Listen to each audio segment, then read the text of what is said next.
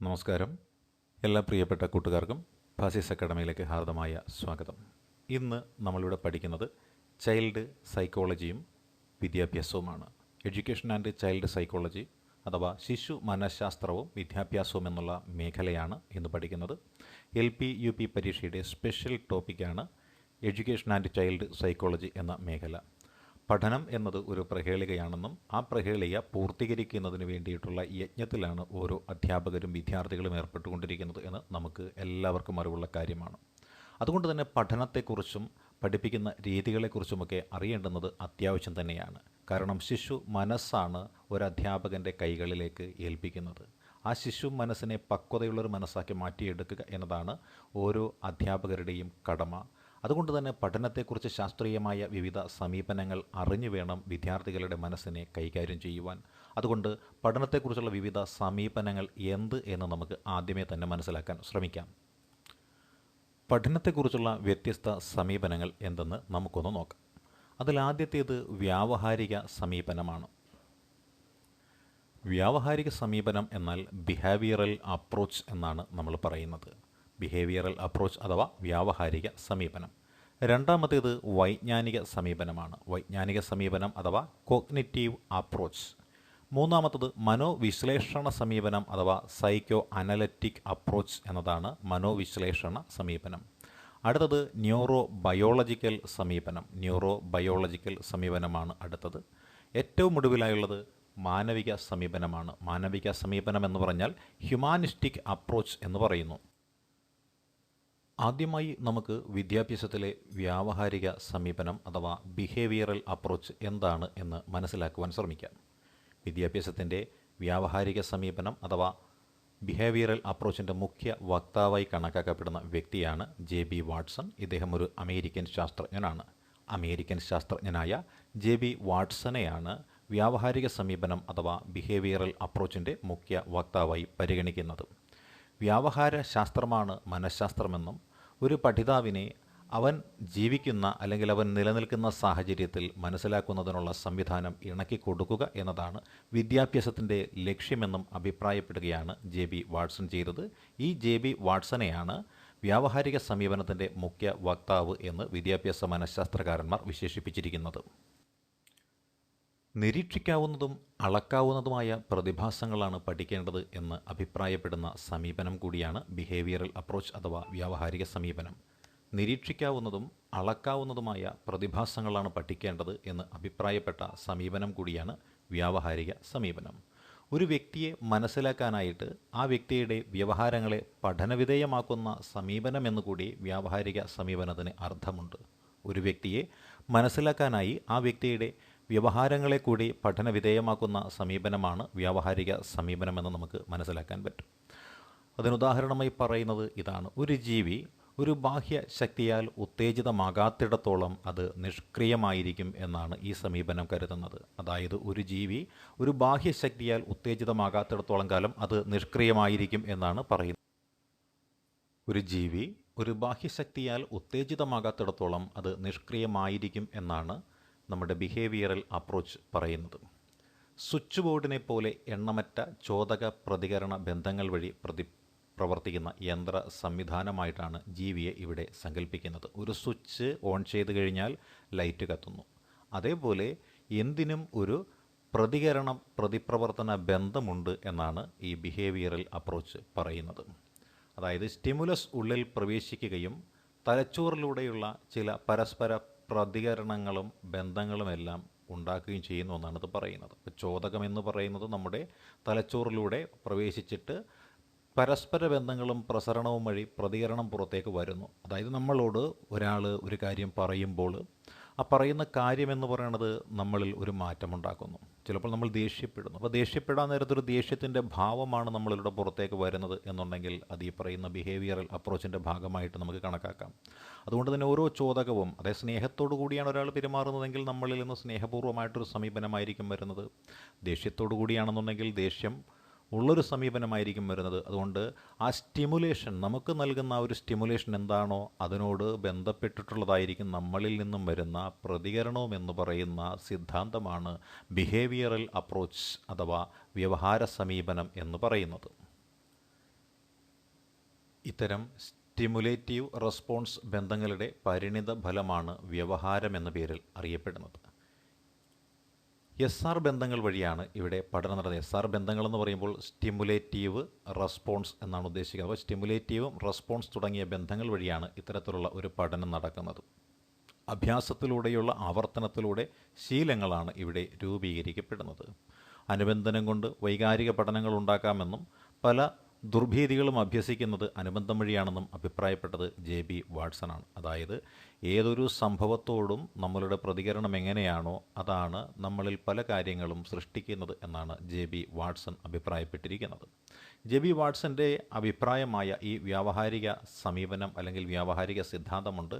അതിൻ്റെ പ്രധാന വക്താക്കളായിട്ട് നമുക്ക് കണക്കാക്കാൻ പറ്റുന്ന വ്യക്തികളാണ് പൗലോവ്, തോൺഡൈക്ക്, സ്കിന്നർ, CL ഹാൾ എന്നിവരാണ്. അപ്പോൾ വ്യാവഹാരിക സമീപനത്തിൻ്റെ പ്രധാനപ്പെട്ട വക്താക്കളായിട്ട് നമ്മൾ കണക്കാക്കുന്ന വ്യക്തികളാണ് പൗലോവ്, തോൺഡൈക്ക്, സ്കിന്നർ, CL ഹാൾ എന്നിവർ. ഇനി നമുക്ക് വൈജ്ഞാനിക സമീപനം അഥവാ കോഗ്നിറ്റീവ് അപ്രോച്ച് എന്താണ് എന്നൊന്ന് നോക്കാം. എന്താണ് വൈജ്ഞാനിക സമീപനം അഥവാ കോഗ്നിറ്റീവ് അപ്രോച്ച്?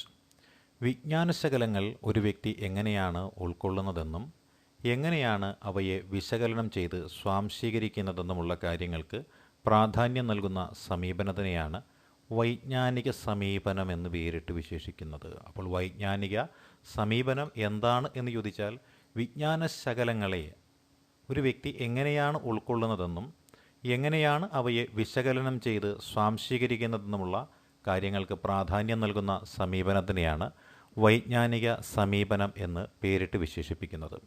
വിജ്ഞാനശകലങ്ങൾ ഒരു വ്യക്തി എങ്ങനെയാണ് ഉൾക്കൊള്ളുന്നതെന്നും എങ്ങനെയാണ് അവയെ വിശകലനം ചെയ്ത് സ്വാംശീകരിക്കുന്നതെന്നുമുള്ള കാര്യങ്ങൾക്ക് പ്രാധാന്യം നൽകുന്ന സമീപനത്തിനെയാണ് വൈജ്ഞാനിക സമീപനം അഥവാ കോഗ്നിറ്റീവ് അപ്രോച്ച് എന്ന് പേരിട്ട് വിശേഷിപ്പിക്കുന്നത്. ഒരു വ്യക്തിയുടെ പഠനം, ഓർമ്മ, വിശ്വാസങ്ങൾ, വികാരങ്ങൾ എന്നിവയെ വിജ്ഞാനശകലങ്ങൾ എങ്ങനെ സ്വാധീനിക്കുന്നു എന്നതിനെ അടിസ്ഥാനമാക്കി വിശകലനം നടത്തുന്ന മനഃശാസ്ത്രത്തിനെയാണ് വൈജ്ഞാനിക സമീപനം എന്ന് പേരിട്ട് വിശേഷിപ്പിക്കുന്നത്. ഒരു വ്യക്തിയുടെ പഠനം, ഓർമ്മ, വിശ്വാസങ്ങൾ, വികാരങ്ങൾ എന്നിവയെ വിജ്ഞാനശകലങ്ങൾ എങ്ങനെ സ്വാധീനിക്കുന്നു എന്നതിനെ അടിസ്ഥാനമാക്കി വിശകലനം നടത്തുന്ന മനഃശാസ്ത്രമാണ് വൈജ്ഞാനിക സമീപനം. നാം ചോദകങ്ങളുടെ ചൈതന്യരഹിതരായ സ്വീകർത്താക്കളല്ല എന്നാണ് വൈജ്ഞാനിക സമീപനം വാദിക്കുന്നത്. അതായത് ബിഹേവിയറൽ അപ്രോച്ച് അഥവാ വ്യവഹാര സമീപനത്തെ പാടെ നിരസിക്കുന്നൊരു സമീപനമാണ് വൈജ്ഞാനിക സമീപനം എന്ന് പറയുന്നത്. അപ്പം നാം ചോദകങ്ങളുടെ ചൈതന്യരഹിതരായ സ്വീകർത്താക്കളല്ല, അതായത് ചോദനങ്ങളുടെ അല്ലെങ്കിൽ ചോദകങ്ങളുടെ പ്രേരണ നിമിത്തം പ്രവർത്തിക്കുന്ന വെറും ഉപകരണങ്ങൾ മാത്രം അല്ല നമ്മൾ. അതുകൊണ്ടാണ് നാം ചോദകങ്ങളുടെ ചൈതന്യരഹിതരായ സ്വീകർത്താക്കളല്ല എന്ന് വൈജ്ഞാനിക സമീപനം വാദിക്കുന്നത്. വൈജ്ഞാനിക സമീപനത്തിൻ്റെ രീതി എന്തെന്ന് വെച്ചാൽ മനസ്സ് സ്വീകരിക്കുന്ന വൈജ്ഞാനിക ശകലങ്ങളെ അത് മനസ്സിൽ വെച്ച് സംസ്കരിക്കുന്നു, അവയെ പുതിയ രൂപങ്ങളിലേക്ക് പരിവർത്തനം ചെയ്ത് വർഗീകരിക്കുകയും ചെയ്യുന്നു. മനസ്സിലേക്ക് ലഭിക്കുന്ന ഓരോ പുതിയ അറിവിനെയും അത് സ്വീകരിക്കുകയും അതിനുശേഷം അത് സംസ്കരിക്കുകയും അതിൽ നിന്ന് പുതിയ രൂപത്തിലേക്ക് അതിനെ പരിവർത്തനം ചെയ്യുകയും ചെയ്യുന്നു എന്നാണ് വൈജ്ഞാനിക സമീപനം വ്യക്തമാക്കുന്നത്. വിജ്ഞാനം ആർജിക്കുക എന്നത് ഇന്ദ്രിയങ്ങളുടെ അനുഭൂതിയാണെന്നും ഓർമ്മയിലൂടെയാണ് വിജ്ഞാന സംസ്കരണം സാധ്യമാകുന്നത് എന്നും ഉള്ള കാര്യങ്ങളാണ് ഇവിടെ പ്രതിപാദിക്കുന്നത്. അതായത് വിജ്ഞാനാർജനം എന്ന് പറഞ്ഞു കഴിഞ്ഞാൽ ഇന്ദ്രിയ അനുഭൂതി, ഓർമ്മ, വിജ്ഞാന സംസ്കരണം എന്നീ പ്രക്രിയകളിലൂടെ പ്രശ്നങ്ങൾ പരിഹരിച്ച് ഭാവി ജീവിതത്തെ കൂടുതൽ മെച്ചപ്പെടുത്തുന്ന പ്രതിഭാസമാണ് എന്നതാണ് വ്യക്തമാക്കുന്നത്. പരിസ്ഥിതിയുമായി സംയോജനം കൈവരിക്കുവാൻ സഹായിക്കുന്ന രീതിയിൽ മനുഷ്യൻ്റെ ഉയർന്ന വൈജ്ഞാനിക ശേഷിയെയാണ് ഇത് ഉയർത്തിക്കാണിക്കുന്നത് എന്നും ഇവിടെ പ്രതിപാദിക്കുന്നു. വ്യവഹാരങ്ങളിലൂടെ മനുഷ്യൻ ആർജിക്കുന്ന വൈജ്ഞാനിക വികസനത്തിനും നിർവഹിക്കുന്ന ജീവിതധർമ്മങ്ങൾക്കും ഈ സമീപനം കൂടുതൽ ഊന്നൽ നൽകുന്നു എന്നതൊരു പ്രത്യേകതയാണ്. വൈജ്ഞാനിക മനഃശാസ്ത്രത്തെ ഒരു ഇലക്ട്രോണിക് കമ്പ്യൂട്ടറിൻ്റെ പ്രവർത്തനത്തോട് നമുക്ക് താരതമ്യം ചെയ്യാൻ സാധിക്കുന്നതാണ്. വൈജ്ഞാനിക മനഃശാസ്ത്രത്തെ ഒരു ഇലക്ട്രോണിക് കമ്പ്യൂട്ടറിൻ്റെ പ്രവർത്തനത്തോട് നമുക്ക് താരതമ്യം ചെയ്യാനായിട്ട് സാധിക്കുന്നതാണ്. അകത്തേക്ക് പ്രവേശിക്കുന്ന വിജ്ഞാനശകലങ്ങൾ സംസ്കരിക്കപ്പെടുന്നു, പരിവർത്തനം ചെയ്യപ്പെടുന്നു, ക്രമീകരിക്കപ്പെടുന്നു. നമ്മുടെ തലച്ചോറിനുള്ളിലേക്ക് പ്രവേശിക്കുന്ന ഓരോ അറിവും അവിടെ സംസ്കരിക്കപ്പെടുകയും, അതായത് അറിവിൻ്റെ അടിസ്ഥാനത്തിൽ നമ്മൾ ചിന്തിക്കുന്നു, ചിന്തയുടെ അടിസ്ഥാനത്തിൽ നമ്മൾ പ്രവർത്തിക്കുന്നു. അതാണ് ഈ പറയുന്ന വിജ്ഞാനശകലങ്ങൾ സംസ്കരിക്കപ്പെടുന്നുവെന്നും പരിവർത്തനം ചെയ്യപ്പെടുന്നു എന്നും പറയുന്നത് കൊണ്ട് ഉത്തരവാക്കുന്നത്. പ്രതികരണം എന്ന ഉൽപ്പന്നം എന്നത് ഈ ആന്തരിക പ്രക്രിയകളുടെ സ്വഭാവത്തെ ആശ്രയിച്ചിരിക്കും. അതായത് നമ്മുടെ ഉള്ളിലേക്ക് ലഭിക്കുന്ന ചിന്ത എന്താണോ ആ ചിന്തയിൽ അടിസ്ഥാനമായിട്ടായിരിക്കും നമ്മളുടെ പിന്നീടുള്ള പ്രതികരണം എന്ന് പറയുന്നത്. ഈ വൈജ്ഞാനിക സമീപനത്തിന് അധികം പ്രയോക്താക്കളുണ്ട്. ആ പ്രധാനപ്പെട്ട വക്താക്കൾ ആരെല്ലാമെന്ന് നമുക്കൊന്ന് നോക്കാം. വൈജ്ഞാനിക സമീപനത്തിൻ്റെ പ്രധാന വക്താക്കൾ ആരെല്ലാമെന്ന് നമുക്കൊന്ന് നോക്കാം. ജീൻ പിയാഷെ, Jerome S Bruner, David Ausubel. Jean പിയാഷെ, ജെറോം എസ് ബ്രൂണർ, ഡേവിഡ് അസുബൽ.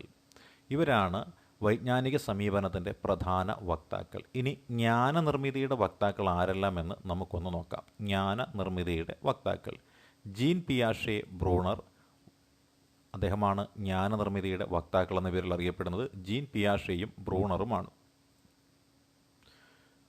വൈജ്ഞാനിക ജ്ഞാനനിർമ്മിതി വാദത്തിൻ്റെ വക്താക്കൾ ആരെല്ലാമെന്ന് ചോദിച്ചാൽ അത് ജീൻ പിയാഷെയും ബ്രൂണറുമാണ്. വൈജ്ഞാനിക ജ്ഞാനനിർമ്മിതി വാദത്തിൻ്റെ വക്താക്കളും ജീൻ പിയാഷെയും ബ്രൂണറും ആണ്. സാമൂഹിക ജ്ഞാനനിർമ്മിതി വാദത്തിൻ്റെ വക്താക്കൾ ആരെല്ലാം എന്ന് ചിന്തിച്ചു കഴിഞ്ഞാൽ അത് വൈക്കോട്സ്കിയാണ് അല്ലേ. സാമൂഹിക ജ്ഞാനനിർമ്മിതി വാദത്തിൻ്റെ വക്താവ് വൈക്കോട്സ്കിയാണ്. ഇനി നമുക്ക് ജ്ഞാനനിർമ്മിതി വാദം അഥവാ കോഗ്നിറ്റീവ് തിയറി എന്താണ് എന്ന് നോക്കാം അല്ലേ. ജ്ഞാനനിർമ്മിതി വാദം അഥവാ കോഗ്നിറ്റീവ് തിയറി എന്താണ് എന്നൊന്ന് മനസ്സിലാക്കാൻ ശ്രമിക്കാം. ഒരു കുട്ടി അറിവ് നിർമ്മിക്കുന്നുവെന്നും പഠനത്തിലൂടെ മനോമാതൃകയുടെ രൂപീകരണമാണ് നടക്കുന്നതെന്നും അനുമാനിക്കുന്ന സിദ്ധാന്തം ആണ്, രൂപീകരണ സിദ്ധാന്തമാണ് ഈ പറയുന്ന ജ്ഞാനനിർമ്മിതി വാദം എന്ന് പറയുന്നത്. അപ്പം ജ്ഞാനം എന്ന് വെച്ചാൽ അറിവാണ്. ആ അറിവ് എന്ന് പറയുന്നത് ഒരു കുട്ടിയിൽ സ്വയം സൃഷ്ടിക്കപ്പെടുന്നു എന്നും അത് മനസ്സിൻ്റെ പരിവർത്തനത്തിലൂടെയാണ് സാധ്യമാകുന്നത് എന്നുമാണ് ഇവിടെ പറയുന്നത്. അപ്പോൾ കുട്ടി അറിവ് നിർമ്മിക്കുന്നു എന്ന് പറഞ്ഞാൽ ഒരു കുട്ടി സ്വന്തമായിട്ട് കുറേ കാര്യങ്ങൾ മനസ്സിലാക്കുകയും മനസ്സിലാക്കിയ കാര്യങ്ങളുടെ അടിസ്ഥാനത്തിൽ ആ കുട്ടി വിജ്ഞാനപ്രദമായ പല കാര്യങ്ങൾ ചെയ്യുന്നു എന്നുമാണ്. അപ്പോൾ കുട്ടി അറിവ് നിർമ്മിക്കുന്നുവെന്നും പഠനത്തിലൂടെ മനോമാതൃകയുടെ രൂപീകരണമാണ് നടക്കുന്നത് എന്നും അനുമാനിക്കുന്ന സിദ്ധാന്തം അതാണ് ഈ പറയുന്ന ജ്ഞാനനിർമ്മിതി വാദം എന്ന് പറയുന്നത്. അപ്പോൾ പുതിയ കാര്യങ്ങൾ ഒരു കുട്ടി പഠിക്കുന്നുവെന്നും ആ പഠനത്തിൻ്റെ അടിസ്ഥാനത്തിൽ അവൻ ചിന്തിക്കുന്നുവെന്നും ആ ചിന്തയുടെ അടിസ്ഥാനത്തിൽ അവൻ പുതിയ കാര്യങ്ങളിൽ പ്രവർത്തിക്കുന്നുവെന്നുമാണ് ഇതുകൊണ്ട് അർത്ഥമാക്കുന്നത്. ഇനി നമുക്ക് വൈജ്ഞാനിക സിദ്ധാന്തം എന്താണ് എന്ന് നോക്കാം അല്ലെ. വൈജ്ഞാനിക സിദ്ധാന്തത്തിൽ ആരാണ്? പഠിതാവ് എന്ന് പറയുന്ന വ്യക്തിക്കാണ് കേന്ദ്രസ്ഥാനം കൊടുക്കുക. അപ്പോൾ പഠനത്തിൽ ആരാണ് കേന്ദ്രസ്ഥാനം? പഠിതാവാണ് കേന്ദ്രസ്ഥാനം. വിദ്യാഭ്യാസം എന്നത് ഒരു വ്യക്തിയുടെ സർവ്വതോന്മുഖമായ വികസനമാണെന്നും ഈ വികസനത്തിൽ വൈജ്ഞാനിക വികസനമാണ് മുഖ്യം എന്നുമാണ് ഇവിടെ വാദം നടക്കുന്നത്. പഠനത്തിൽ പഠിതാവിനാണ് കേന്ദ്രസ്ഥാനമെന്നും വിദ്യാഭ്യാസം എന്നത് വ്യക്തിയുടെ സർവ്വതോന്മുഖമായ വികസനമാണെന്നും ഈ വികസനത്തിൽ വൈജ്ഞാനിക വികസനമാണ് മുഖ്യമെന്നുമുള്ള വാദമുഖങ്ങളാണ് ഇവിടെ നടക്കുന്നത്. ഇതിൽ വൈജ്ഞാനിക സിദ്ധാന്തങ്ങൾ എന്തെല്ലാമെന്ന് നമുക്കൊന്ന് നോക്കാം. വൈജ്ഞാനിക സിദ്ധാന്തങ്ങൾ എന്തെല്ലാമെന്ന് നമുക്കൊന്ന് പരിശോധിക്കാം. വൈജ്ഞാനിക സിദ്ധാന്തങ്ങളെക്കുറിച്ചാണ് നമ്മൾ പഠിക്കുവാൻ പോകുന്നത്. എന്താണ് വൈജ്ഞാനിക സിദ്ധാന്തമെന്ന് നോക്കാം. ഇവിടെ ഒരു പഠിതാവിനെ ഒരു ഗവേഷകൻ്റെ പങ്കാണ് കണക്കാക്കുന്നത്. അപ്പോൾ ഒരു പഠിതാവിനെ ഒരു ഗവേഷകൻ്റെ പങ്ക് അല്ലെങ്കിൽ ഗവേഷകനെ പോലെ കണക്കാക്കുന്ന സംവിധാനമാണ് ഈ പറയുന്ന വൈജ്ഞാനിക സിദ്ധാന്തങ്ങളിൽ ഉള്ളത്. അതായത് അധ്യാപകൻ ഒരു പഠിതാവാണ്, ഒരു ഗവേഷകനാണ്. അധ്യാപകൻ എന്ന് പറയുന്ന ഒരു വഴികാട്ടിയുടെ കടമ നിർവഹിക്കണമെന്ന് പ്രതിപാദിക്കുന്ന സിദ്ധാന്തവുമാണ് വൈജ്ഞാനിക സിദ്ധാന്തം. അതായത് പഠിതാവിന് ഒരു ഗവേഷകൻ്റെ പങ്കാണ് വഹിക്കാനുള്ളത്. ആ പഠിതാവിൻ്റെ മുന്നിലുള്ള അധ്യാപകൻ എന്താണ്? ഒരു വഴികാട്ടിയുടെ കടമയാണ് നിർവഹിക്കുന്നത് എന്നും നമുക്ക് മനസ്സിലാക്കാൻ സാധിക്കുന്നതാണ്. കണ്ടെത്തലുകളിലൂടെയുള്ള പഠനത്തിലുണ്ടായിരിക്കേണ്ട 3 സാഹചര്യങ്ങളുണ്ട്. കണ്ടെത്തി പഠിക്കുമ്പോൾ എന്തെല്ലാം കാര്യങ്ങളാണ് അവിടെ ശ്രദ്ധിക്കേണ്ടതെന്നാണ് ഇവിടെ പ്രതിപാദിക്കുന്നത്. കണ്ടെത്തലുകളിലൂടെയുള്ള പഠനത്തിലുണ്ടായിരിക്കേണ്ടുന്ന 3 സാഹചര്യങ്ങളെന്ന് പറയുന്നത് ഒന്ന് ഉത്തേജനം, മറ്റൊന്ന് നിലനിർത്തൽ, മറ്റൊന്ന് മാർഗദർശനം എന്നിവയാണ്. അപ്പോൾ കണ്ടെത്തലുകളിലൂടെയുള്ള പഠനത്തിലുണ്ടായിരിക്കേണ്ടുന്ന സാഹചര്യങ്ങളെന്ന് പറയുന്നത് ഉത്തേജനം, നിലനിർത്തൽ, മാർഗദർശനം എന്നിവയാണ്. ഉത്തേജനം, നിലനിർത്തൽ, മാർഗദർശനം എന്നിവയാണ് കണ്ടെത്തലുകളിലൂടെയുള്ള പഠനത്തിൽ ഉണ്ടായിരിക്കുന്ന 3 സാഹചര്യങ്ങളെന്ന് പറയുന്നത്. ഇത്തരം സാഹചര്യങ്ങൾ 3 നൽകാൻ അധ്യാപകന് കഴിഞ്ഞാൽ കണ്ടുപിടുത്തങ്ങളിൽ ഊന്നിയുള്ള പഠനമെന്നത് സാധ്യമാണ്. അപ്പോൾ ഉത്തേജനവും നിലനിർത്തലും മാർഗദർശനവുമാണ് ഇവിടെ പ്രധാനമായിട്ടുള്ളത്. ഇനി പഠനത്തിലുള്ള സമഗ്രതാവാദം എന്ന് പറയുന്ന ഒരു സംവിധാനമുണ്ട്. എന്താണ് സമഗ്രതാവാദം അഥവാ ജെസ്റ്റാൾട്ട് എന്ന് പറയുന്നത്? അപ്പോൾ സമഗ്രതാവാദം അഥവാ ജെസ്റ്റാൾട്ട് എന്ന് പറഞ്ഞു കഴിഞ്ഞാൽ എന്താണ്? ജെസ്റ്റാൾട്ട് എന്ന ജർമ്മൻ പദത്തിന് ഒരു അർത്ഥമുണ്ട്. അത് സമഗ്ര രൂപം എന്നാണ് പറയുന്നത്. അപ്പോൾ ജെസ്റ്റാൾട്ട് എന്ന ജർമ്മൻ പദത്തിൻ്റെ അർത്ഥം എന്താണ്? സമഗ്ര രൂപം എന്നാണ്. അതേപോലെ ആകൃതി അല്ലെ. ജെസ്റ്റാൾട്ട് എന്ന ജർമ്മൻ പദത്തിൻ്റെ അർത്ഥം സമഗ്ര രൂപം, എന്നുണ്ട്, ആകൃതി എന്നുണ്ട്, രൂപഘടനയെന്നുണ്ട്, സമഗ്ര ഭാവമെന്നുമുണ്ട്. അപ്പോൾ സമഗ്രതാവാദം അഥവാ ജസ്റ്റാൾട്ട് എന്ന് പറഞ്ഞു കഴിഞ്ഞാൽ എന്തെന്ന് ചോദിച്ചാൽ, ജസ്റ്റാൾട്ട് എന്ന ജർമ്മൻ പദത്തിൻ്റെ അർത്ഥം സമഗ്ര രൂപം, ആകൃതി, രൂപഘടന, സമഗ്രഭാവം എന്നിങ്ങനെയൊക്കെയാണ്. ക്രിസ്ത്യൻ മോൺ എഹ്റൻ ഫെൽസ് എന്ന മനഃശാസ്ത്രജ്ഞനാണ് ഈ വീക്ഷണത്തെക്കുറിച്ച് ഒരു കാഴ്ചപ്പാട് പറഞ്ഞിരിക്കുന്നത്. ക്രിസ്ത്യൻ മോൺ എഹ്റൻ ഫെൽസ് എന്ന മനഃശാസ്ത്രജ്ഞൻ ഈ പറയുന്ന സമഗ്രതാവാദം എന്നതിനെക്കുറിച്ചൊരു കാഴ്ചപ്പാട് രൂപീകരിച്ചിട്ടുണ്ട്. അതിൽ അദ്ദേഹം ഒരു ചിത്രം ഉൾപ്പെടെയാണ് തന്നിരിക്കുന്നത്. നമുക്ക് കാണാനുള്ള ചിത്രം ഇതാണ്. ഈ കാണുന്നതാണ് ചിത്രം എന്ന് പറയുന്നത്. ചിത്രമല്ല, സൂക്ഷിച്ച് നോക്കിയാൽ നമുക്ക് ഇംഗ്ലീഷ് അക്ഷരമാല അക്ഷരങ്ങളായിട്ട് തോന്നും. പക്ഷേ ഇതൊരു ചിത്രത്തിൻ്റെ ആകൃതിയിലാണ് തന്നിരിക്കുന്നത് എങ്കിൽ എങ്ങനെയായിരിക്കും? തന്നിരിക്കുന്ന ചിത്രത്തിൻ്റെ അടിസ്ഥാന ഘടകം എന്ന് പറയുന്നത് എന്താണ്? നേർരേഖകളാണെല്ലാം, അല്ലേ? നേർരേഖകൾ അല്ലെങ്കിൽ രേഖകളാണ്, അതായത് വരച്ചു വെച്ചിരിക്കുന്ന രേഖകളാണ് ഇതെല്ലാം. പക്ഷേ അവയുടെ രൂപഘടന അനുസരിച്ച് ഓരോന്നും വ്യത്യസ്ത അനുഭവമാണ് നൽകുന്നത്. ഐ ആയിട്ട് തോന്നുന്നു, ടി ആയിട്ട് തോന്നുന്നു, വി ആയിട്ട് തോന്നുന്നു, എക്സ് ആയിട്ട് തോന്നുന്നു. പക്ഷേ ഇതെല്ലാം എന്താണ്? രേഖകളാണ് എന്നാണ് പറയുന്നത്. അപ്പോൾ ഇത്തരത്തിലുള്ള കണ്ടെത്തലിനെ അപഗ്രഥിച്ചുകൊണ്ടാണ് വെർത്തിമർ എന്ന ഒരു വ്യക്തിയുണ്ടല്ലോ, വെർത്തിമറും കൂട്ടുകാരും ഗസ്റ്റാൾട്ട് സൈക്കോളജിക്ക് രൂപം കൊടുത്തിരിക്കുന്നത്. അപ്പോൾ ഗസ്റ്റാൾട്ട് സൈക്കോളജിക്ക് രൂപം കൊടുത്തിരിക്കുന്നത് വെർത്തിമർ എന്ന് പറയുന്ന ഒരു വിദ്യാഭ്യാസ വിചക്ഷണനാണ്. അവർ കണ്ടെത്തലിൻ്റെ എന്താണെന്ന് വെച്ചാൽ, അവരുടെ കണ്ടെത്തൽ ഇത്ര മാത്രമേ ഉള്ളൂ. അതായത് ഒരു ചിത്രം തന്നിട്ട് ആ ചിത്രത്തിൻ്റെ അടിസ്ഥാന ഘടകം എന്ന് പറയുന്നത് ഒരു നേർരേഖയാണെന്ന് വാദിച്ചു. ആ രേഖ ഏത് ആകൃതിയിലാണ് പോയിരിക്കുന്നത് അത് നമുക്ക് എന്ത് നൽകുന്നു? ഓരോ രൂപഘടനയും നൽകുന്നു. അതേപോലെ തന്നെയാണ് നമ്മളുടെ ഉള്ളിലേക്ക് ചെല്ലുന്ന ആ ഒരു വിജ്ഞാന ശകലം എന്ന് പറയുന്നത് ഓരോ വ്യക്തിയുടെയും ഉള്ളിൽ എപ്രകാരമാണ് ചിന്തകൾ ഉടലെടുക്കുന്നത് അല്ലെങ്കിൽ ചിന്തകൾ കൊണ്ടുവരുന്നതെന്നാണ് അതിൽ നിന്നും മനസ്സിലാക്കുന്നത്. അതങ്ങനെ രൂപപ്പെട്ടതാണ് ഗസ്റ്റാൾട്ട് സൈക്കോളജി എന്ന് പറയുന്നത്. ഇനി നമുക്ക് നോക്കാം എന്തായിരിക്കും ഈ സമഗ്രതാവാദ സിദ്ധാന്തം പ്രസ്താവിക്കുന്നത് എന്താണ് എന്ന് നമുക്ക് നോക്കാം, അല്ലെ? സമഗ്രതാവാദ സിദ്ധാന്തം പ്രസ്താവിക്കുന്ന എന്താണ്? സമഗ്രതയിലാണ് യഥാർത്ഥമായ അറിവ് നിലനിൽക്കുന്നത്. അംശത്തിനേക്കാൾ പ്രാധാന്യം സമഗ്രതയ്ക്കാണ്. അതായത് ഏതെങ്കിലും ഒരു ചെറിയ അംശം മാത്രം പഠിച്ചാൽ പോരാ, പഠിക്കുമ്പോൾ സമഗ്രമായ രീതിയിൽ യഥാർത്ഥമായ അറിവ് തന്നെ നേടണമെന്ന് പറയുന്നതാണ് സമഗ്രതാവാദ സിദ്ധാന്തം എന്ന് പറയുന്നത്. ഇത് നമുക്ക് സാമൂഹ്യ ജ്ഞാന നിർമ്മിതിവാദം എന്താണ് എന്ന് നോക്കാം, അല്ലേ? സാമൂഹിക ജ്ഞാന നിർമ്മിതിവാദം അഥവാ സോഷ്യൽ കൺസ്ട്രക്റ്റിവിസം എന്ന് വെച്ചാൽ എന്താണ്? സാമൂഹിക ജ്ഞാന നിർമ്മിതിവാദം അഥവാ സോഷ്യൽ കൺസ്ട്രക്റ്റിവിസം. പഠനം പ്രധാനമായിട്ടും ഒരു സാമൂഹിക പ്രക്രിയയാണ് എന്ന ആശയത്തെ അടിസ്ഥാനമാക്കി രൂപം കൊണ്ട സിദ്ധാന്തമാണ് സാമൂഹിക ജ്ഞാന നിർമ്മിതിവാദം എന്ന് പറയുന്നത്. അപ്പോൾ സാമൂഹിക ജ്ഞാന നിർമ്മിതിവാദം എന്ന് പറയുന്നത് പഠനം പ്രധാനമായിട്ടും ഒരു സാമൂഹിക പ്രക്രിയയാണ് എന്ന ആശയത്തെ ആധാരമാക്കി രൂപപ്പെട്ട സിദ്ധാന്തമാണ് സാമൂഹിക ജ്ഞാന നിർമ്മിതിവാദം എന്ന് പറയുന്നത്. ഇനി നമുക്ക് പഠനത്തെക്കുറിച്ച് നോക്കാം. എന്താണ് പഠനം? അല്ലെ, പഠനം എന്നത് സാംസ്കാരിക ഉപകരണങ്ങൾ ഉപയോഗിച്ചുകൊണ്ട് സാമൂഹിക സാംസ്കാരിക സാഹചര്യങ്ങളിൽ ഇടപെട്ട് നാം നേരിടുന്ന പ്രശ്നങ്ങൾ പരിഹരിക്കലും തുടർ പ്രവർത്തനത്തിലുള്ള വൈദഗ്ധ്യം വർദ്ധിപ്പിക്കലുമാണ്. അതായത് പഠനം എന്ന് വെച്ചാൽ എന്താണെന്ന് വെച്ചാൽ വളരെ ഗഹനമായ രീതിയിലാണ് ഇവിടെ നിർവചനം തന്നിരിക്കുന്നത്. അതായത് നമ്മുടെ ചുറ്റുപാടുമുള്ള പ്രശ്നങ്ങളിൽ നമ്മൾ ഇടപെടുന്നു.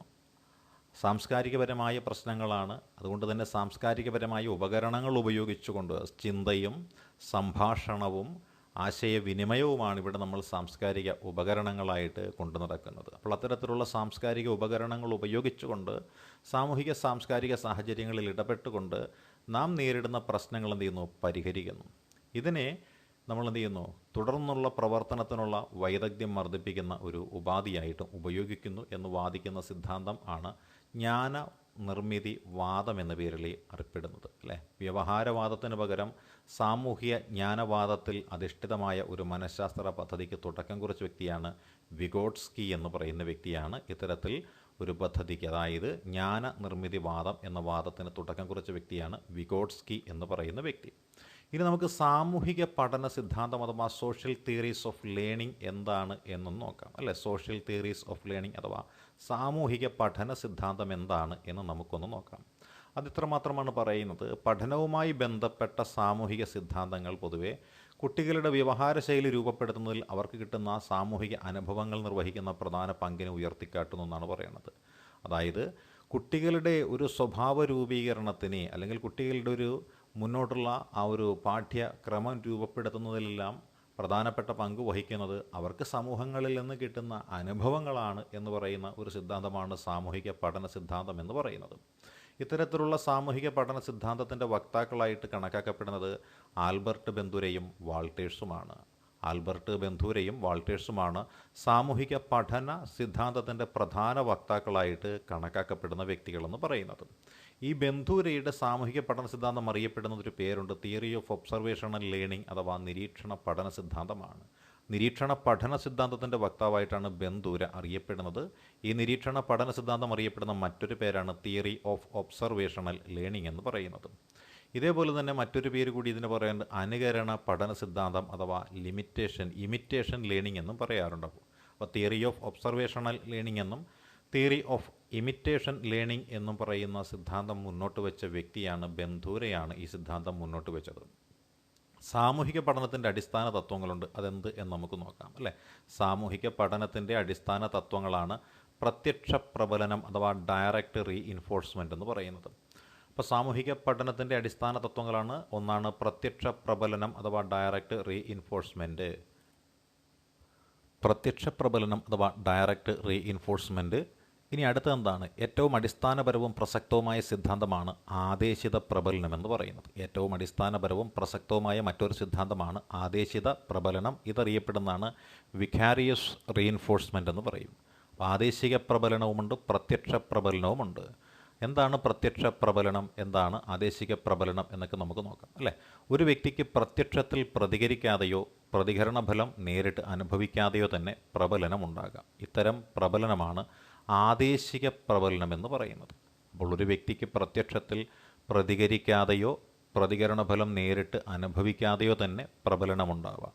ഇതാണ് ആദേശിക പ്രബലനം എന്ന് പറയുന്നത്. അപ്പോൾ ആദേശിക പ്രബലനം എന്ന് വെച്ചാൽ എന്തായിരിക്കും? ഒരു വ്യക്തിക്ക് പ്രത്യക്ഷത്തിൽ പ്രതികരിക്കാതെയോ പ്രതികരണ ഫലം നേരിട്ട് അനുഭവിക്കാതെയോ തന്നെ ഉണ്ടാകുന്ന പ്രബലനത്തിനെയാണ് ആദേശിക പ്രബലനം എന്ന് പറയുന്നത്. എങ്കിൽ പ്രത്യക്ഷ പ്രബലനം എന്തായിരിക്കാം?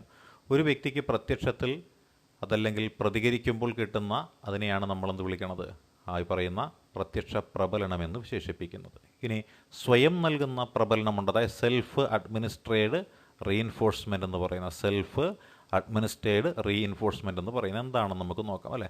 തങ്ങൾക്ക് പരിചിതനായ ഏതെങ്കിലും മാതൃകാ വ്യക്തിയുടെ പ്രകടനവുമായി പൊരുത്തപ്പെടുത്താവുന്ന ഒരു സ്വയം പ്രബലന നിലവാരം പരിഗണിക്കുന്ന പ്രവണതയാണ് സ്വയം പ്രബലനവാദം എന്ന പേരിൽ അറിയപ്പെടുന്നത്. നമുക്ക് പരിചിതമായ ഏതെങ്കിലും ഒരു മാതൃകാ വ്യക്തിയുടെ പ്രകടനവുമായി പൊരുത്തപ്പെടുത്താവുന്ന ഒരു സ്വയം പ്രബലന നിലവാരം പരിഗണിക്കുന്ന പ്രവണതയെ ആണ് സ്വയം നൽകുന്ന പ്രബലനം എന്ന് പറയുന്നത്. ഇനി അടുത്തത് മനോവിശ്ലേഷണ സമീപനം എന്താണെന്ന് നമുക്കൊന്ന് നോക്കാം. മനോവിശ്ലേഷണ സമീപനം അടുത്ത സമീപനമാണ്. അതിനെ നമ്മൾ വിശേഷിപ്പിക്കുന്ന പേരാണ് സൈക്കോ അനലറ്റിക് അപ്രോച്ച് എന്നാണ് വിശേഷിപ്പിക്കുന്നത്. സൈക്കോ അനലറ്റിക് അപ്രോച്ച് എന്ന് പറയുന്നതാണ് മനോവിശ്ലേഷണ സമീപനം. അതെന്താ പറയുന്നത്? ബാല്യകാലത്തുണ്ടാകുന്ന അനുഭവങ്ങൾ ഭാവിയിൽ ഒരു വ്യക്തിയുടെ സ്വഭാവ വിശേഷത്തെയും മാനസിക പ്രശ്നങ്ങളെയും സ്വാധീനിക്കുന്നു എന്ന വസ്തുതയിൽ അധിഷ്ഠിതമായിട്ടുള്ള സമീപനമാണ് മനോവിശ്ലേഷണ സമീപനം എന്ന് പറയുന്നത്. ഏറെക്കുറെ അത് ശരി തന്നെയാണ്. ബാല്യകാലത്തുണ്ടാകുന്ന അനുഭവങ്ങൾ ഭാവിയിൽ ഒരു വ്യക്തിയുടെ സ്വഭാവ സവിശേഷതകളെയും മാനസിക പ്രശ്നങ്ങളെയും സ്വാധീനിക്കുന്നു എന്ന് പറയുന്ന സമീപനത്തിനെയാണ് മനോവിശ്ലേഷണ സമീപനം എന്ന് നമ്മൾ പേരിട്ട് വിശേഷിപ്പിക്കുന്നത്. മനുഷ്യരുടെ ചിന്തകളെയും വ്യവഹാരങ്ങളെയും അബോധ മനസ്സ് സ്വാധീനിക്കുന്നു എന്ന കാര്യം ഈ സമീപനത്തിന് ഊന്നൽ നൽകുന്നു. അതായത് മനുഷ്യരുടെ ചിന്തകളെയും വ്യവഹാരങ്ങളെയും അബോധ മനസ്സ് സ്വാധീനിക്കുന്നു എന്ന കാര്യത്തിനും ഈ സമീപനം ഊന്നൽ നൽകാറുണ്ട്. ഉദാഹരണമായിട്ട് നമ്മൾ നോക്കിയാൽ എന്തായിരിക്കാം? ഭയപ്പാട്, അഭിപ്രേരണ, കാമനകൾ എല്ലാം ഇതിനുദാഹരണമാണ്. ഭയപ്പാട്, അഭിപ്രേരണ, കാമനകൾ എന്നിവയെല്ലാം ഇതിന് ഉദാഹരണമായിട്ട് നമുക്ക് പറയാൻ സാധിക്കുന്നതാണ്. ഒരു വ്യക്തിയുടെ ആവശ്യങ്ങളും ആഗ്രഹങ്ങളും ഉയർത്തുന്ന പരസ്പര വർധനവും സംഘട്ടനങ്ങളുമാണ് മനോവിശ്ലേഷണ സിദ്ധാന്തത്തിൻ്റെ അടിസ്ഥാനമായിട്ട് കണക്കാക്കുന്നത്. അപ്പം മനോവിശ്ലേഷണ സിദ്ധാന്തത്തിൻ്റെ അടിസ്ഥാനം എന്താണ്? ഒരു വ്യക്തിയുടെ ആവശ്യങ്ങളും ആഗ്രഹങ്ങളും ഉയർത്തുന്ന പരസ്പര വർധനവും സംഘട്ടനങ്ങളുമാണ് മനോവിശ്ലേഷണ സിദ്ധാന്തത്തിൻ്റെ അടിസ്ഥാനമായി കണക്കാക്കുന്നത്. ഇവയിൽ ചിലതൊക്കെ അബോധതലത്തിലാണ് പ്രവർത്തിക്കുന്നത്. ഇവയിൽ ചിലതൊക്കെ അബോധതലത്തിലാണ് പ്രവർത്തിക്കുന്നത്. ഏതെല്ലാം ആണ് അബോധതലത്തിൽ പ്രവർത്തിക്കുന്നത് എന്നൊക്കെ നമുക്ക് മനസ്സിലാക്കാൻ സാധിക്കുന്നതാണ്. ഈ മനോവിശ്ലേഷണ സമീപനമുണ്ട്. ആ സമീപനത്തിൻ്റെ ഉപജ്ഞാതാവായിട്ട് കണക്കാക്കുന്നത് ലോകപ്രശസ്ത മനഃശാസ്ത്രജ്ഞനായിട്ടുള്ള സിഗ്മണ്ട് ഫ്രോയിഡിനെയാണ് മനോവിശ്ലേഷണ സമീപനത്തിൻ്റെ ഉപജ്ഞാതാവായിട്ട് കണക്കാക്കുന്നത്. മനുഷ്യ മനസ്സിനെ 3 തലങ്ങളായിട്ട് വിഭജിച്ച വ്യക്തിയാണ് സിഗ്മണ്ട് ഫ്രോയിഡ് എന്ന് പറയുന്നത്. അപ്പോൾ സിഗ്മണ്ട് ഫ്രോയിഡ് മനുഷ്യ മനസ്സിനെ 3 തലങ്ങളായിട്ട് വിഭജിച്ചിട്ടുണ്ട്. അപ്പോൾ സിഗ്മണ്ട് ഫ്രോയിഡ് മനുഷ്യ മനസ്സിനെ 3 തലങ്ങളിലായിട്ടാണ് വിഭജിച്ചിരിക്കുന്നത്. ഫ്രോയിഡിൻ്റെ അഭിപ്രായത്തിൽ മനുഷ്യ മനസ്സിലെ 3 തലങ്ങളുണ്ട്. ഒന്ന് ബോധതലം അല്ലേ. സിഗ്മണ്ട് ഫ്രോയിഡിൻ്റെ അഭിപ്രായത്തിൽ മനുഷ്യ മനസ്സിലെ 3 തലങ്ങളുണ്ട്. ഒന്ന് ബോധതലം, 2 ഉപബോധതലം, 3 ബോധപൂർവതലം എന്നതാണ് പറയുന്നത്. ബോധപൂർവതലം, അബോധതലം അല്ലേ. ബോധതലം, ഉപബോധതലം എന്നുള്ള ഒരു മേഖല അല്ലേ. ബോധപൂർവതലം അല്ലെങ്കിൽ അബോധതലം എന്ന് പറയുന്ന അടുത്ത മേഖല. ഇത് നമുക്ക് നോക്കാം എന്താണ്, എങ്ങനെയാണ് എന്ന് നമുക്കൊന്ന് നോക്കാം. മനുഷ്യ മനസ്സിലെ ഏറ്റവും വലിയ തലമെന്ന് ഫ്രോയിഡ് വിശേഷിപ്പിച്ചത് അബോധതലത്തിനെയാണ്. അതായത് ഏറ്റവും വലിയ തലം, അതായത് നമുക്ക് മനസ്സിലാക്കാനായിട്ട് സാധിച്ചില്ല അവിടെ നടക്കുന്നത് എന്താണ്, എന്ത് പ്രക്രിയയാണ് എന്ന് നമുക്ക് മനസ്സിലാക്കാൻ സാധിക്കാത്തതാണ് അബോധതലം എന്ന് പറയുന്നത്. മാനസിക പ്രവർത്തനങ്ങളെ മുഖ്യമായി നിയന്ത്രിക്കുന്നത് അബോധ മനസ്സാണ് എന്നാണ് ഫ്രോയിഡ് പറയുന്നത്. മാനസിക പ്രവർത്തനങ്ങളെ മുഖ്യമായും നിയന്ത്രിക്കുന്നത് അബോധ മനസ്സാണ് എന്നാണ് സിഗ്മണ്ട് ഫ്രോയിഡ് പറയുന്നത്. സംതൃപ്തമാവാത്ത ആഗ്രഹങ്ങളും വേദനാജനകമായ അനുഭവങ്ങളും അബോധതലത്തിലേക്ക് ആഴ്ത്തപ്പെടുന്നു എന്നാണ് പറയുന്നത്. സംതൃപ്തമാവാത്ത ആഗ്രഹങ്ങളും വേദനാജനകമായ അനുഭവങ്ങളും അബോധതലത്തിലേക്ക് ആഴ്ത്തപ്പെടുകയാണ് ചെയ്യുന്നത്. അതിനാൽ വ്യക്തിയുടെ വ്യവഹാര ശൈലിയെ നിയന്ത്രിക്കുന്നത് അബോധ മനസ്സിലേക്ക് അടിച്ചമർത്തപ്പെട്ട ആഗ്രഹങ്ങളും ഭയങ്ങളുമാണ് ഒരു വ്യക്തിയുടെ വ്യവഹാര ശൈലിയെ നിയന്ത്രിക്കുന്നത് എന്നാണ് സിഗ്മണ്ട് ഫ്രോയിഡ് പറഞ്ഞിട്ടുള്ളത്. മനുഷ്യൻ്റെ മനോഘടനയെ സിഗ്മണ്ട് ഫ്രോയിഡ് വിഭജിച്ച അടിസ്ഥാന ആശയങ്ങളെന്ന് പറയുന്നത് ഇത്, ഈഗോ, സൂപ്പർ ഈഗോ എന്നിങ്ങനെയുള്ള 4 തലങ്ങളിലാണ്. ഇത്, ഈഗോ, സൂപ്പർ ഈഗോ എന്നിവയാണ് ഇതിലുള്ളത്. ഇതിൽ മനുഷ്യൻ്റെ മനസ്സിലുള്ള അല്ലെങ്കിൽ മനുഷ്യനുള്ള ആദിമ പ്രേരണയെ നമ്മളെന്ത് വിളിക്കുന്നു? ഇത് എന്നാണ് വിശേഷിപ്പിക്കുന്നത്. മനുഷ്യനുള്ള ആദിമ പ്രേരണയെയാണ് നമ്മൾ ഇത് എന്ന് വിശേഷിപ്പിക്കുന്നത് അല്ലേ. ഇതിനെ രണ്ടാമത്തേതാണ് ഈഗോ എന്ന് പറയുന്നത്. ഇതിനെ ആനന്ദ തത്വമാണ് നിയന്ത്രിക്കുന്നത് നമുക്കറിയാം അല്ലേ. തന്മൂലം ഈഗോ യുക്തിയെയോ സന്മാർഗത്തെയോ ഒന്നും വില കൽപ്പിക്കുന്നില്ല എന്നും നമുക്ക് മനസ്സിലാക്കാൻ സാധിക്കും. ഈഗോയെ നിയന്ത്രിക്കുന്നത് യഥാർത്ഥ തത്വമാണ് അല്ലേ. ഈഗോയെ നിയന്ത്രിക്കുന്നത് എന്ത്? മനസ്സിൻ്റെ മനോഘടനയെ അല്ലെങ്കിൽ മനുഷ്യൻ്റെ മനോഘടനയെ സിഗ്മണ്ട് ഫ്രോയിഡ് 4 അടിസ്ഥാന ഘടകങ്ങളാക്കിയാണ് വിഭജിച്ചിരിക്കുന്നത്. ഒന്നാമത്തേത് ഇത്, രണ്ടാമത്തേത് ഈഗോ, മൂന്നാമത്തേത് സൂപ്പർ ഈഗോ. ഇങ്ങനെയാണ് ഇതിനെ തരംതിരിച്ചു വച്ചിരിക്കുന്നത്. അപ്പോൾ സിഗ്മണ്ട് ഫ്രോയിഡ് വിഭജിച്ച അടിസ്ഥാന ഘടകങ്ങളിലാണ് ഇത്, ഈഗോ, സൂപ്പർ ഈഗോ എന്നിവ. ഇതിൽ മനുഷ്യനിലുള്ള ആദിമ പ്രേരണയാണ് ഏതെന്ന് പറയുന്നത്? ഇത് എന്ന് പറയുന്നത് മനുഷ്യനിലുള്ള ആദിമ പ്രേരണയാണ് ഇത് എന്ന് പേരിട്ട് വിശേഷിപ്പിക്കുന്നത് അല്ലേ. ഇത് എന്ന് പറയുന്നത് മനുഷ്യനിലുള്ള ആദിമ പ്രേരണയാണ്. ഇതിനെ ആനന്ദ തത്വമാണ് നിയന്ത്രിക്കുന്നത് അല്ലേ. ഇതിനെ നിയന്ത്രിക്കുന്നത് ആനന്ദ തത്വമാണ് നിയന്ത്രിക്കുന്നത്. അതുകൊണ്ട് തന്നെ എന്താണ്? ഇത് യുക്തിയെയോ സന്മാർഗത്തെയോ ഒന്നും വിലകൽപ്പിക്കുന്നില്ല. അപ്പോൾ യുക്തിയെയും സന്മാർഗത്തെയും വിലകൽപ്പിക്കാത്തതാണ് ഇതെന്ന് പറയുന്നത് ഈ പറയുന്ന ഇത് എന്ന് പറയുന്നത് അല്ലേ. ഇത് എന്ന് പറയുന്നത് വിലകൽപ്പിക്കുന്നില്ല. എന്തിനേക്കാണ് വിലകൽപ്പിക്കാത്തത്? വിലകൽപ്പിക്കാത്ത യുക്തിയെ വിലകൽപ്പിക്കുന്നില്ല, സന്മാർഗത്തെയും ഒന്നും വിലകൽപ്പിക്കാത്തതാണ് ഏതെന്ന് പറയുന്നത് ഇത് എന്ന് പറയുന്നത്. ഇനി നമുക്ക് ഈഗോയെക്കുറിച്ച് നോക്കാം അല്ലേ. ഈഗോയെ നിയന്ത്രിക്കുന്നത് യാഥാർത്ഥ്യ തത്വമാണ്. എന്താണ് ചുറ്റുപാട് നടക്കുന്നത് എന്നുള്ളതാണ് ഈഗോയെ നിയന്ത്രിക്കുന്നത്. മനുഷ്യ മനസ്സിനെ നിയന്ത്രിക്കുന്ന പോലീസ് ശക്തിയാണ് ഈഗോ എന്ന് വേണമെങ്കിൽ നമുക്ക് പറയാൻ പറ്റും. ഇതിൻ്റെ ദുഷ്പ്രവൃത്തികളെ അല്ലെങ്കിൽ നമ്മൾ നേരത്തെ പറഞ്ഞ ഇത് എന്ന് പറയുന്നത് എന്തായിരുന്നു? യുക്തിയെയും സന്മാർഗത്തെയും ഒന്നും വിലകൽപ്പിക്കാത്തതാണെങ്കിലും ഇതിൻ്റെ ദുഷ്പ്രവൃത്തികളെ ഈഗോ എന്ന് പറയുന്നത് നിയന്ത്രിക്കുന്നുണ്ട്. മനുഷ്യ മനസ്സിൻ്റെ ജഡ്ജ് എന്ന് വിശേഷിപ്പിക്കുന്നത് ആരെന്ന് ചോദിച്ചാൽ അത് ഈഗോയെ ആണ് മനുഷ്യ മനസ്സിൻ്റെ ജഡ്ജ് എന്ന് വിശേഷിപ്പിക്കുന്നത്. ഇനി സൂപ്പർ ഈഗോ എന്താണെന്ന് നമുക്ക് നോക്കാം അല്ലേ. സൂപ്പർ ഈഗോ എന്ന് പറയുന്നത് സാൻമാർഗിക തത്വത്തിനൊത്ത് പ്രവർത്തിക്കുന്ന ഒന്നാണ് സൂപ്പർ ഈഗോ എന്ന് പറയുന്നത്. മനുഷ്യനിലുള്ള ദാർശനികവും സാൻമാർഗികവുമായിട്ടുള്ള ശക്തിയെ ആണ് സൂപ്പർ ഈഗോ എന്ന് പേരിട്ട് വിശേഷിപ്പിക്കുന്നത്. മനുഷ്യനിലുള്ള ദാർശനികവും സാൻമാർഗികവുമായിട്ടുള്ള ശക്തിയാണ് സൂപ്പർ ഈഗോ എന്ന പേരിൽ അറിയപ്പെടുന്നത്. ഇനി നമുക്ക് അടുത്ത സമീപനത്തിലേക്ക് കിടക്കാം. അടുത്ത സമീപനം എന്ന് പറയുന്നത് ന്യൂറോ ബയോളജിക്കൽ അപ്രോച്ച് എന്ന് പറയുന്ന ന്യൂറോ ബയോളജിക്കൽ സമീപനമാണ്. എന്താണ് ഇതുകൊണ്ട് അർത്ഥമാക്കുന്നത്? ഈ ന്യൂറോ ബയോളജിക്കൽ സമീപനം അനുസരിച്ച് മനുഷ്യ വ്യവഹാരത്തിൻ്റെ അടിസ്ഥാനം എന്ന് പറയുന്നത് നാഡീവ്യൂഹ വ്യവസ്ഥയാണെന്നാണ് പറയുന്നത്. ന്യൂറോ ബയോളജിക്കൽ സമീപനം അനുസരിച്ച് മനുഷ്യ വ്യവഹാരത്തിൻ്റെ അടിസ്ഥാനം എന്ന് പറയുന്നത് നാഡീവ്യൂഹ വ്യവസ്ഥയാണ് എന്നാണ് പറയുന്നത്. ഇത് മനുഷ്യരുടെ ചിന്ത, വികാരം എന്നിവ നാഡീവ്യവസ്ഥയുടെ സ്വഭാവത്തെ ആശ്രയിച്ചാണ് ഇരിക്കുന്നതെന്ന് പറയുന്നു. അതുകൊണ്ട് തന്നെ നാഡീവ്യവസ്ഥ എന്ന് പറയുന്നത് മനുഷ്യരുടെ ചിന്ത, വികാരം എന്നിവ നമ്മുടെ നാഡീവ്യവസ്ഥയുടെ പ്രവർത്തനം അല്ലെങ്കിൽ നാഡീവ്യവസ്ഥയുടെ സ്വഭാവത്തിനനുസരിച്ചാണ് പ്രവർത്തിക്കുന്നതെന്നാണ് പറയുന്നത്. ഇനി നോക്കാം നമുക്ക്. നാഡീവ്യവസ്ഥയുടെ അടിസ്ഥാന ഘടകം അല്ലെങ്കിൽ അടിസ്ഥാന ഘടകം എന്ന് പറയുന്നത് എന്താണ്?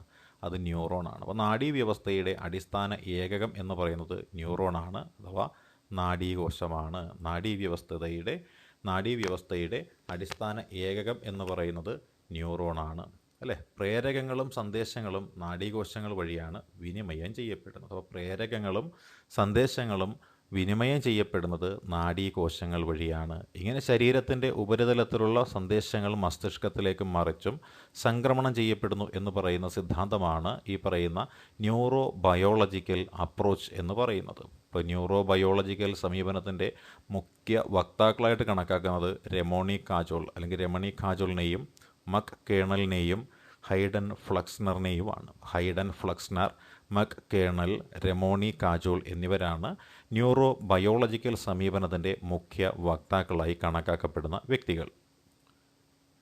ഇനി നമുക്ക് മാനവിക സമീപനം എന്ത് എന്ന് നോക്കാം. മാനവിക സമീപനം അഥവാ ഹ്യൂമാനിസ്റ്റിക് അപ്രോച്ചിനെ കുറിച്ചാണ് നമ്മൾ നോക്കുന്നത്. അപ്പോൾ മാനവിക സമീപനം അഥവാ ഹ്യൂമാനിസ്റ്റിക് അപ്രോച്ച് എന്ന് പറയുന്നു. അതെന്താണ് മാനവിക സമീപനം അഥവാ ഹ്യൂമാനിസ്റ്റിക് അപ്രോച്ച്?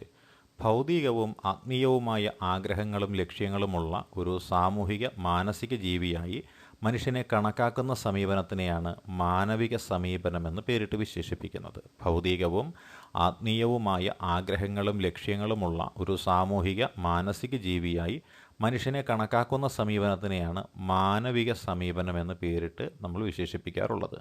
ഈ മാനവിക സമീപനത്തിൻ്റെ പ്രധാനപ്പെട്ട പ്രയോക്താക്കളായിട്ട് കണക്കാക്കുന്നത് കാൾ റോജേഴ്സിനെയും വില്യം ഗ്ലേസറിനെയും ആർതർ കോംസിനെയും അബ്രഹാം മസ്ലോയെയുമാണ്.